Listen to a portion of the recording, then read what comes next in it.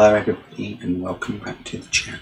So, just want to say thanks to everybody who's been subscribing and liking and sharing. It's really good and I'm really grateful for you all being here, liking and watching my videos. So as you all know, I like to do the best games on my radar coming out in each month. And while this is a massive month, like after January being so bad, really is anything really for games. There's plenty coming out this month. So obviously we've got the massive game Destruction AllStars, which to me, it's a PlayStation Plus game. So you can be a PlayStation Plus member and download it, or you can just buy it, I suppose. But this game looks like it's a spiritual successor to something like Destruction Derby, and I absolutely adored that game back on the PS1. So obviously they've built this up a lot more than how that was, and it's all online and this, that and the other, but the game just looks absolutely awesome. So anybody who's a Plus member can get this downloaded and give it a whirl without it costing any more than their Plus membership. So, you know, £2 whatever a month or £3 whatever it is a month, it works out to. Like, you can get this and try it, which is good. There's some other games this month as well. There's a real banging month for PlayStation Plus. You've got Control on there, which is a great game. It's really worth getting that as well if you've not played it. And obviously over on Xbox they're getting Resident Evil, which is awesome. So anyway, that comes out, I think it's right at the beginning of the month, like the 5th or something. So directly under the 5th as well, we're getting the complete collection of the center sights. Hit the slam. Oh, really perfect timing for maximum devastation. So if you've got this performance has earned his special ability breaker and a new ride with invisibility. And Peter has not seen him coming at her. She was asleep at the wheel there. Absolutely, and her vehicle showing it's built for speed, not taking damage. She's been wrecked, so now on foot. This is gonna test her. Lupita, charge now, ignites her breaker. A killer. So that bonks in there on the 5th. I have been told that they are not as hard as most of the Souls style games, and that this is a very light-hearted way in if you want to be playing those type of games. The fact that they're cranking up to 120 frames per second is absolutely insane on this game, I personally feel, and it is the type of game that will benefit from those higher frame rates because of the amount of blocking and dodging you need to do. So yeah, I got that on the 5th, and like I said, it's the first game, the second game, all the DLC smashed together, and you can get a nice little collection set as well, which is quite nice. Then I've got ReZero, starting life in another world, the prophecy of the throne. Could there put more words into the title? I know. But this is based off a TV series, anime, whatever you want to call it. I have seen the TV programme, so I just wanted to put this in here because there'll probably be people out there who like watching anime and such, and this is a game based on that. So I wanted to put that in here because the art style is really cool, and I like that type of game, and I just wanted to put that here as a highlight because some people just not bother with it. So leave that here.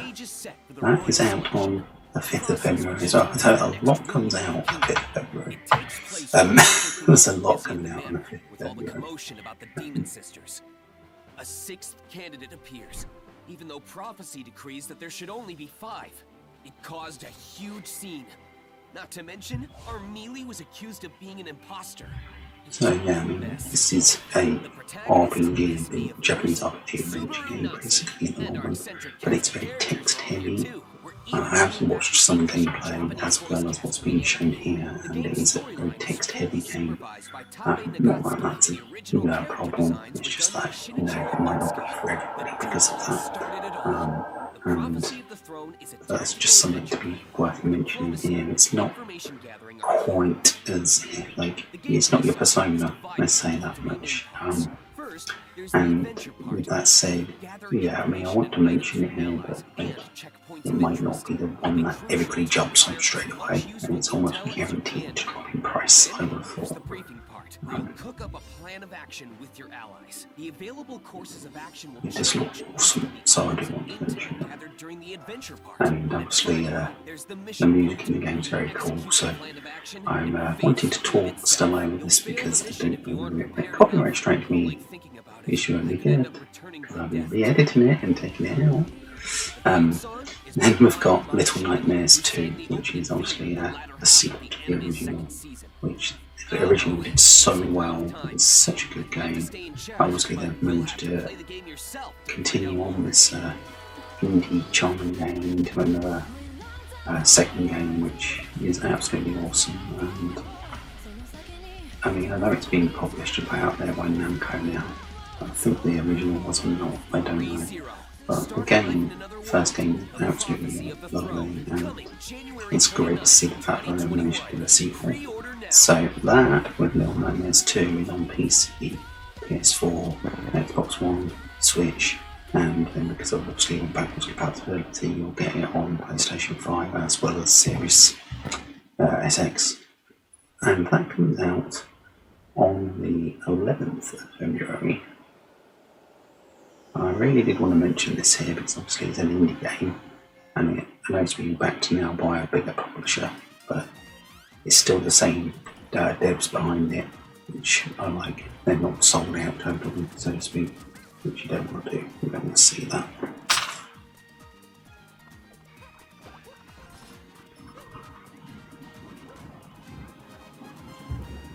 So, and then obviously this month there's some big Switch games on the way out, because we've got 3D Mario, Super Mario 3D World and Bowser's Fury. Now what most people are going to be looking at for this is the Bowser's Fury part. Obviously it's a Wii U game being slightly remastered and upgraded to the Switch, and then they're plumbing on a chunk of extra game content with Bowser's Fury on the side. This game looks absolutely awesome with the extra content. I love the original anyway, so it's neither here nor there. But the newer stuff that they're putting in just looks absolutely awesome. So I have got this on order, and I will be looking at the extra content on my channel.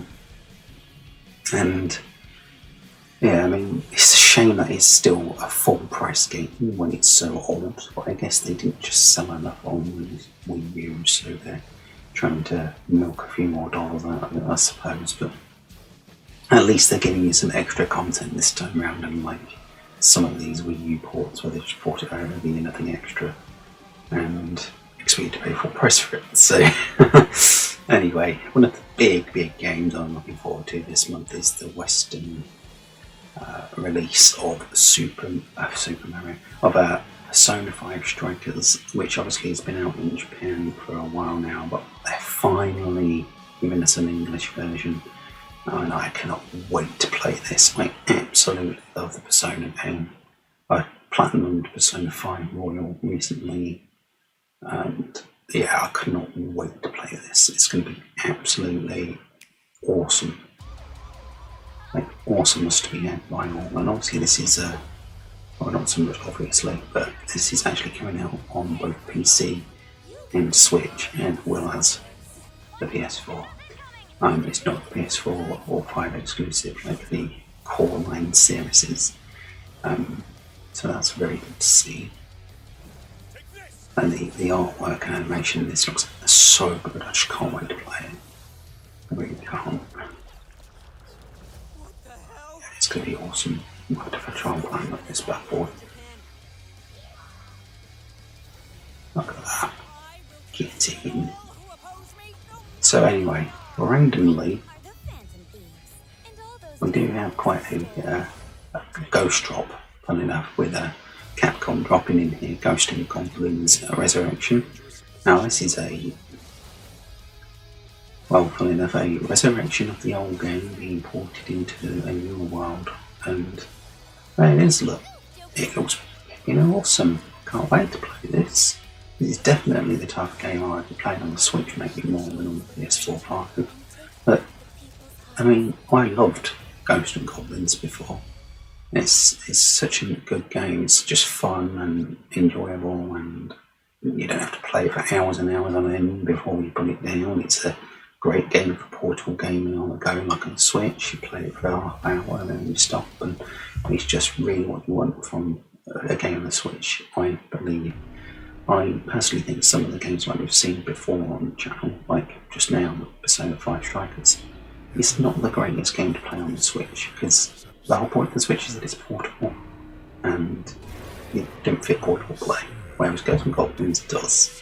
Now, here's another game which is coming out on Switch later than it is out on other platforms, and it's the indie game Hellpoint.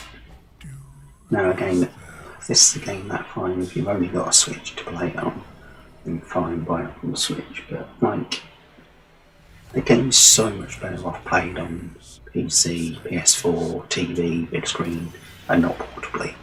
You don't play this type of game portably, so I don't see the point in buying it to play portably. It's not a game where you can just play it for half an hour on your commute or something and turn it off. You need to be able to play it for a long point of time. Now I've got another little indie game coming up here. It's called Rogue Invaders. Now Rogue Invaders is a very strange little indie game. It's only it's black and white shades of colour. So now this comes out quite late in the month. It's almost at the end, I believe, of the month, and it's the 25th, same as Hellpoint is out on the 25th, and Ghosts and Goblins is out on the 25th, so Ghosts and Goblins is out on the 25th. But it's basically a 2D coloured art shooting game type thing. It's very interesting. I'd like to mention this is PC only, I believe. And, so I probably won't look at it straight away because I don't really play PC games too much. But I did want to mention this here because if it comes over to like the Switch or the PS4 5 or the Xbox or whatever, it's definitely something on my radar for future viewing, so to speak, because it almost looks like a little shooting cursor type of. I like it. It looks cool, like hand-drawn, comic book style, fancy type of thing, and yeah, kind of like it. Kind of do. Can't really fault it so far what I've seen from it, and there's a few different trailers I've watched, and this is probably the best one that I've found that I can put together bits of to show you. It's alright. They call it 1-bit HD, but I don't believe that at all. It's fine there's only one colour, but it's not one colour, it's a shade of grey. It's 2-bit in my opinion. You've got black and white. So it's 2 bits. But anyway, another one that's coming out without giving a date, which will possibly release in February. We're not 100% sure at the moment. It's a Capcom Arcade Stadium, which is a bunch of old retro games all chucked onto one cartridge. Not a lot of the old Ghost and Ghouls thing, and Ghosts and whatever. All these games been thrown in together, one package together on the Switch. Now I'm mentioning this here quickly. I love looking at the older games on the channel now and again, so it's nice to just see that this is coming out on the Switch. I'm not sure if it's coming out on anything else, and as I said, the release date is pending, so I don't really know when this might actually come out. And it looks like some of the games might have already been kind of released on other collections. Funny enough, we've got Street Fighter 2 again, which, how many times can they re-release Street Fighter 2? But there you go, that's going to do it for the video, guys, and if you're new around here, please drop me a comment and a like, and subscribe, and these 2 other videos might be of interest to you. Thank you very much, and goodbye.